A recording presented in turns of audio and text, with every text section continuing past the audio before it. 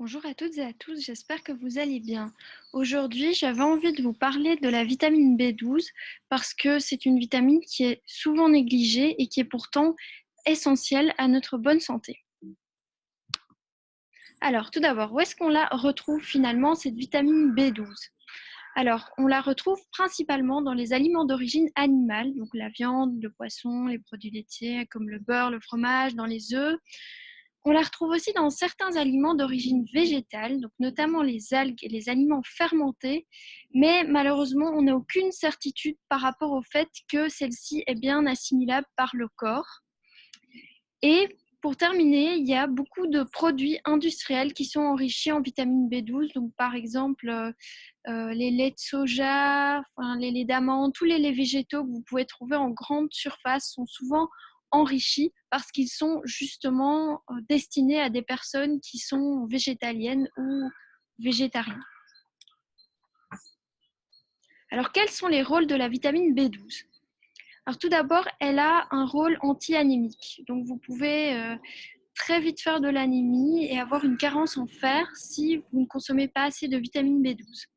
Ensuite, elle aide à l'absorption d'autres vitamines, une multitude de vitamines. Elle protège le système nerveux et elle a aussi un rôle important pour le fonctionnement du cerveau. Elle est indispensable au renouvellement cellulaire et au maintien de la peau, des ongles. Et elle intervient dans la formation des globules rouges. Donc vous voyez qu'elle a un bon nombre de rôles et que c'est donc important de ne pas la négliger. Alors, à titre informatif, le besoin quotidien de vitamine B12 pour un adulte est de 2,5 microgrammes par jour. Alors, les signes de carence en vitamine B12 apparaissent souvent très tardivement et c'est donc difficile de déceler finalement une carence en vitamine B12 et c'est pour ça qu'il faut vraiment être prévoyant et s'y prendre à temps et ne pas attendre de ressentir les effets de la carence pour se complémenter. Alors, les signes de carence sont donc l'anémie, ça c'est un des plus gros signes, la fatigue qui va aussi de pair avec l'anémie souvent, les pertes de mémoire, la dépression et alors un signe très particulier de la carence en vitamine B12, c'est une sensation de picotement dans les mains, dans les jambes et dans les pieds. Alors pourquoi est-ce que les carences sont si fréquentes et comment ça se fait que finalement c'est si difficile d'obtenir de la vitamine B12 de façon naturelle? Alors ce qu'il faut savoir, c'est que en fait avant, dans le temps, à la base, la vitamine B12 était présente dans les sols. Et en fait, on consommait de la vitamine B12 en mangeant les légumes et les racines qui poussaient dans le sol. Et c'était comme ça qu'on, en fait, grâce aux petits résidus de terre, qu'on en avait en suffisance. Mais malheureusement, avec l'appauvrissement des sols, cette vitamine B12 a pratiquement totalement disparu. Et alors, ce qu'il faut savoir aussi, c'est que ce n'est pas beaucoup de gens pensent que c'est la viande et les produits d'origine animale qui nous apportent de la B12 et utilisent donc cet argument pour justifier le fait qu'un régime végétarien ou végétalien, c'est mal. Mais en fait, ce qu'il faut savoir, c'est que ce sont simplement les animaux qui sont complémentés, qui reçoivent aussi des compléments chimiques qui permettent d'avoir de la vitamine B12 et nous absorbons donc cette vitamine B12 en mangeant les aliments d'origine animale. Alors, vous vous demandez sûrement qui doit se complémenter. Alors en fait, presque tout le monde, parce qu'à partir du moment où on réduit sa consommation de produits d'origine animale, il faut vraiment se complémenter. Ce sont que les personnes qui consomment un bon nombre de produits d'origine animale sur une journée qui peuvent se permettre de ne pas se complémenter.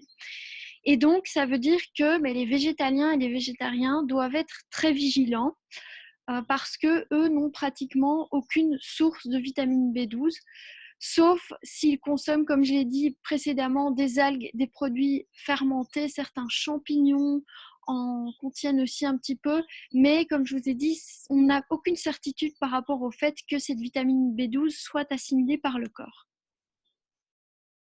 Alors, je vais vous dire aussi quelle forme de vitamine B12 il faut choisir parce que c'est super important.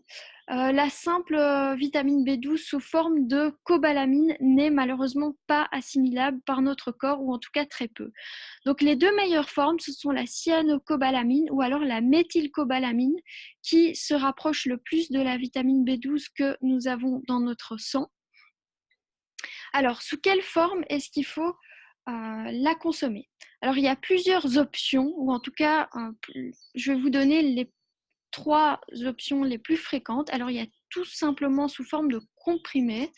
Vous avez une multitude de marques qui font des comprimés de vitamine B12, mais veillez quand même à prendre une vitamine B12 de qualité et faites attention aux agents de charge qui sont utilisés dans les compléments.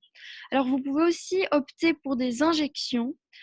C'est une manière qui permet d'être plus tranquille, on va dire, parce qu'en fait, on vous injecte une grosse dose et vous devez refaire ces injections peu fréquemment.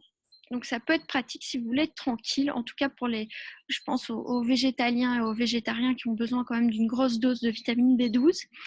Et alors, une autre forme qui est la forme que moi personnellement je préfère, et c'est aussi la forme que j'utilise depuis plus d'1 an maintenant et qui me permet sur mes prises de sang d'avoir un taux de vitamine B12 vraiment tout à fait acceptable. C'est les sprays en fait qui sont ce sont des sprays que vous vaporisez dans la bouche, et en fait c'est absorbé par la muqueuse buccale, et c'est justement prouvé que la muqueuse buccale est vraiment un des endroits du corps qui absorbe le mieux ce type de vitamine.